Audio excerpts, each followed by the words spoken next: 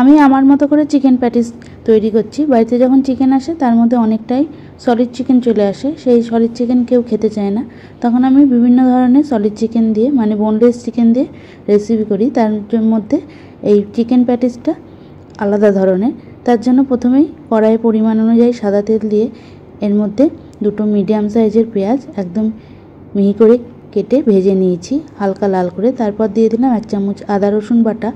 আদা রসুন বাটাটা দিয়ে কিছুক্ষণ কষানোর পর ছোটো চামচের 1 চামচ জিরে গুঁড়ো, 1 চামচ ধনে গুঁড়ো, সামান্য পরিমাণ চিনি, স্বাদ অনুযায়ী লঙ্কার গুঁড়ো, তারপর দিয়ে দিচ্ছি 1/2 চামচ পরিমাণ হলুদ গুঁড়ো আর দিয়ে দিলাম সামান্য পরিমাণ লবণ।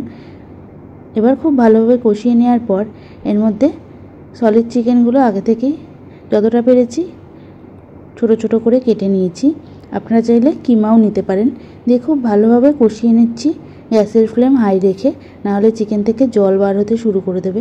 5 থেকে 6 মিনিট কষানোর পর এর মধ্যে 1 চামচ টমেটো সস আর 1 চামচ সয়া সস দিয়ে আবারও বেশ খানিকক্ষণ মতো কষিয়ে নেব, যতক্ষণ না চিকেনটা ভালোভাবে সিদ্ধ হচ্ছে। এবার আমি ময়দা মেখে নেব। তার জন্য প্রথমেই ময়দা নিয়ে নিলাম, ময়দার মধ্যে লবণ আর সাদা তেল দিয়ে দিলাম, দিয়ে খুব ভালোভাবে মেখে নিচ্ছি। তারপর অল্প অল্প করে জল দিয়ে যেমনি করে আমরা ময়দা মাখি কিংবা আটা মাখি ঠিক সেইভাবেই মেখে নেব। ভালো করে মাখা হয়ে গেছে, ওপরে একটু তেল ছড়িয়ে আবারও মেখে নিয়ে প্রায় 10 মিনিট মতো রেখে দেবো যাতে ময়দাটা একটু নরম হয়। এদিকে চিকেনটাও ভাজা হয়ে গেছে, জলও শুকিয়ে এসছে, সিদ্ধও হয়ে এসছে। এবার নামানোর আগে দিয়ে দিলাম ছোটো চামচের 1 চামচ গরম মশলার গুঁড়ো। গরম মশলার গুঁড়ো দিয়ে নামিয়ে ফেলবো, তারপরে ঠান্ডা হতে দেবো। ময়দা থেকে লেচি কেটে নিয়েছি, এবার ছোট ছোট করে রুটি বেলে নিচ্ছি।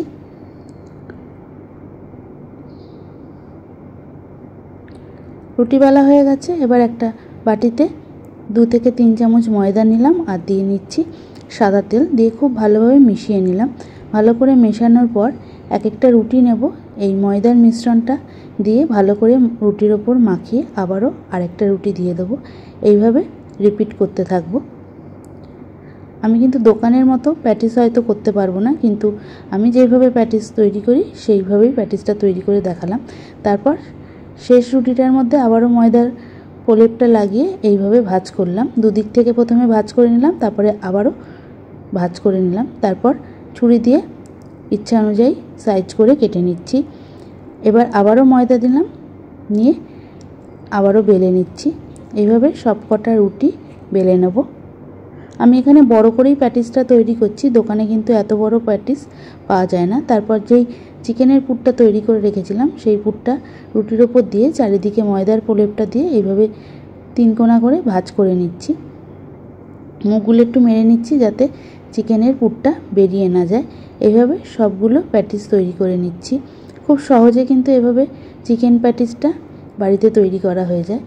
আগে থেকেই ফ্রাই প্যানে তেল গরম করতে দিয়ে দিয়েছিলাম, তেল গরম হয়ে গেছে। এবার প্যাটিসগুলো দিয়ে মিডিয়াম আঁচে ভেজে নিচ্ছি যতক্ষণ না কালার আসছে। দেখে হয়তো বুঝতেই পারছেন আমি কিন্তু বেশ বড় করেই চিকেন প্যাটিসগুলো তৈরি করেছি।